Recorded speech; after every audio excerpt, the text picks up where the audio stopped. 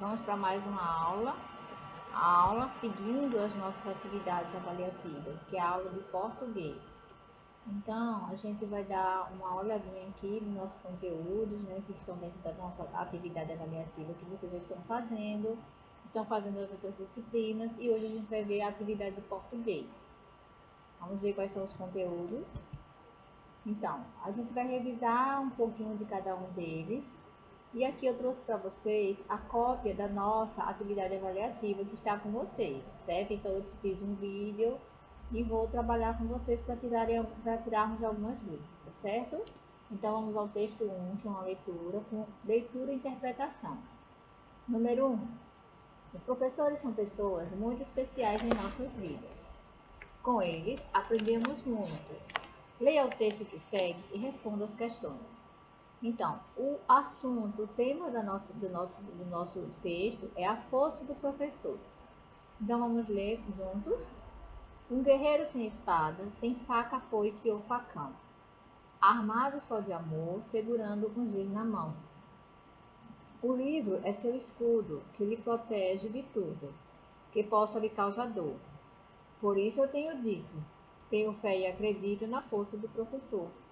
O autor desse texto é Braulio Bessa. Então, aqui está falando da força do professor. Que força seria essa? É a força de ele sempre estar forte em todas as situações. É dele saber sempre contornar cada desafio na sala de aula, respeitando cada aluno e seu dia a dia, certo? Então, ele é considerado um guerreiro, né, segundo o autor. Né? Ele não usa armas assim, de fogo, nem faca, nem foice, mas ele usa as suas armas, as armas de cada dia a dia, dos desafios que ele precisa enfrentar. E a cada dia a dia também o desafio de ensinar, né? Que ele ensina aos alunos passando seus conhecimentos.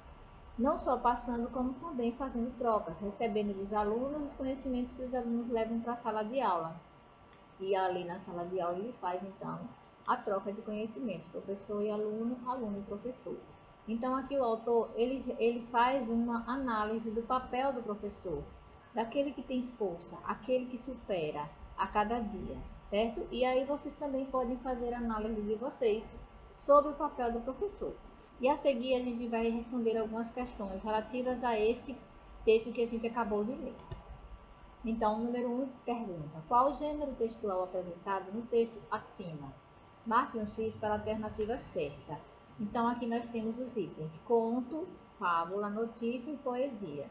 Então, qual desses quatro gêneros textuais vocês consideram que se refere ao texto que a gente leu? Vocês vão marcar um X na resposta certa. 1.2. Qual a importância dos professores para você? Então, vocês vão repensar, refletir.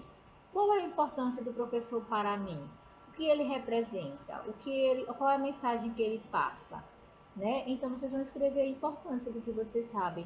Hoje, atualmente, vocês têm a professora Jeane, mas vocês já tiveram outros professores nas séries anteriores. Vocês podem lembrar, então, de como vocês lidavam com cada um deles, né, o que eles representavam. Vocês vão escrever aí, certo?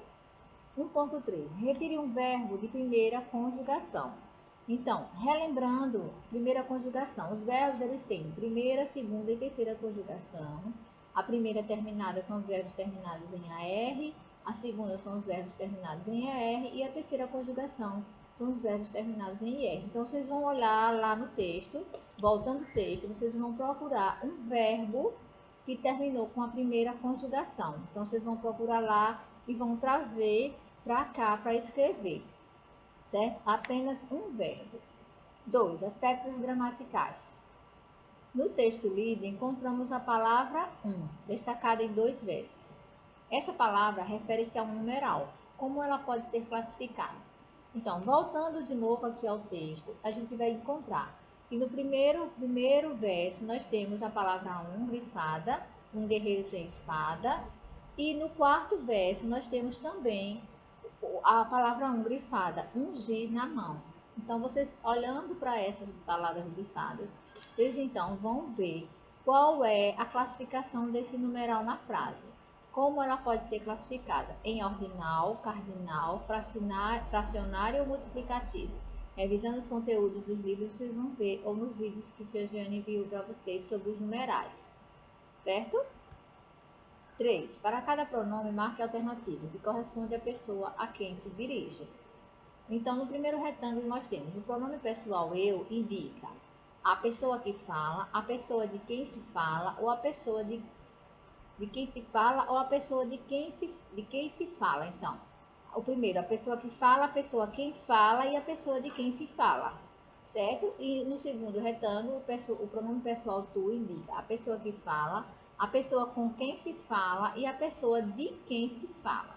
Então, aí vocês vão marcar o item certo para cada colocação do pronome pessoal, certo?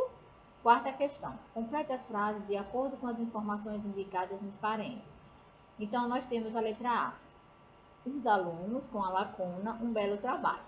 Vocês vão escrever o verbo fazer no pretérito perfeito, seguindo o tempo que está sendo pedido. Letra B. Mamãe, uma lacuna, seu carro. Vocês vão trabalhar o verbo vender no futuro do presente. Letra C. A plateia, lacuna, ao final do espetáculo. Então, na lacuna, vocês vão escrever o verbo aplaudir no presente. E a letra D. Emerson e Theo, uma lacuna, vocês vão escrever o verbo jogar no futuro. Então, Emerson e Theo, lacuna, futebol amanhã.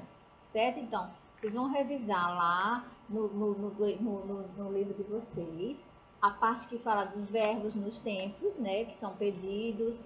E aí vocês vão ver como serão colocados os verbos em cada tempo aí de cada item dessa quarta questão. Quinta questão. Preencha a tabela com os verbos nos tempos pedidos. Então, nós temos aí o gerúndio e o particípio dos verbos ter, ser, haver e estar. Então, a gente viu lá nas nossas aulas, né, que o gerúndio são verbos que no finalzinho a gente vai olhar só o final. São os verbos terminados em NDO e o particípio são os verbos terminados em DO. Então, vocês vão ver então como vai ficar. O verbo ter, aí vão terminados em NDO, o particípio DO, o verbo ser, o verbo haver e o verbo estar. Sexta questão. Faça a análise morfológica das palavras destacadas na frase. Então, aí nós temos a frase. Os professores são pessoas especiais em nossas vidas. Então, eu classifiquei, então, as palavras professores, são e nossas. Então, vocês vão começar pela análise da palavra professores. Então, vocês vão dizer, fazendo análise morfológica, se é substantivo, próprio comum, concreto ou abstrato, se é pronome, se é adjetivo, se tem notas do dígrafo, se ele tem encontro de consonantais, de vogais. Vocês vão fazer a análise da forma como vocês aprenderam nas nossas aulas, certo? E aí, continuando, temos a palavra são, né, que a gente sabe que é um verbo. Dizer também quantas letras tem, quantos fonemas tem na palavra. E nossas, né? Nossas também vocês vão escrever, sabendo que nossas começa dizendo que é um pronome possessivo, né? Vão dizer se ele quantas letras tem, quantos fonemas tem, né? E aí vocês vão fazendo análise da forma como vocês já aprenderam. Terceiro, aspectos ortográficos. Sétima questão. Indique a frase em que as ortografias mal com L ou mal com U está sendo usada de forma correta. Então, nós temos o item A e o item B. O item A diz assim: o menino foi mal no jogo com o mal com U. E a letra B, o menino foi mal no jogo, o mal com L. Lembram lá nas nossas aulas que tem uma regrinha para a gente usar corretamente o mal com L e o mal com U. O mal com L a gente usa quando a gente pode transformar na palavra bem. E o mal com U é quando a gente pode transformar na palavra bom. Então, se vocês na frase podem transformar o mal com U na palavra bom, então ela está sendo usada de maneira correta. Se ela não puder ser com bem, então ela não está correta. Então, vocês vão analisar cada item aí, A e B, e ver qual dos dois está usado de forma correta e vai marcar um X. Ou pode circular também o item A ou B, só pode ser um, certo? Oitava questão. Escreva os verbos tem sem o acento circunflexo ou tem com acento circunflexo de forma certa em cada frase. A dica é, então, quando vocês vão usar, por exemplo, olhando aí o substantivo que antecede a palavra tem ou tem, se ele está no singular ou no plural. Por exemplo, a letra A. Minha escola. Então, escola é a palavra que antecede a palavra que vocês vão escrever. Tem sem acento ou tem com acento. Se ela estiver no singular, ela vai ser colocada o tem sem um acento. Se ela estiver no plural, será colocado tem com acento. Então, na primeira, por exemplo, letra A. Minha escola tem acesso para deficientes. Então, esse tem vocês vão olhar. Se está no singular, é um tem sem acento. E as demais também vocês vão olhar. Letra B, os alunos, aí tem a lacuna, notas de cada trabalho feito na escola. Letra C, Viviane, está no singular, lacuna, uma coleção de gibis.